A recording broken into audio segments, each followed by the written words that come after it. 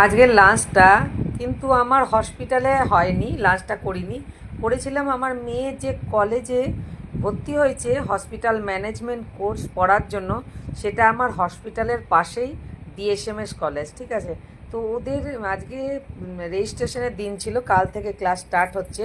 আর desk দেওয়ারও জন্য ডেকেছিল।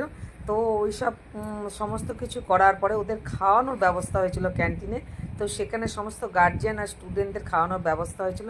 তো সেখানে খেলাম।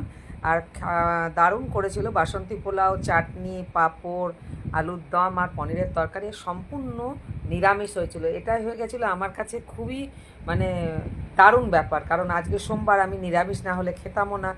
যাই হোক, লাঞ্চটা দারুণ করেছিল। আর এবার থেকে মেয়ে আর আমি একসঙ্গে যাব, কারণ ওর কলেজ আর আমার হসপিটাল পাশাপাশি। আর ও আমার সাথে যাবে, 10টায় শুরু হচ্ছে ওরও কলেজ।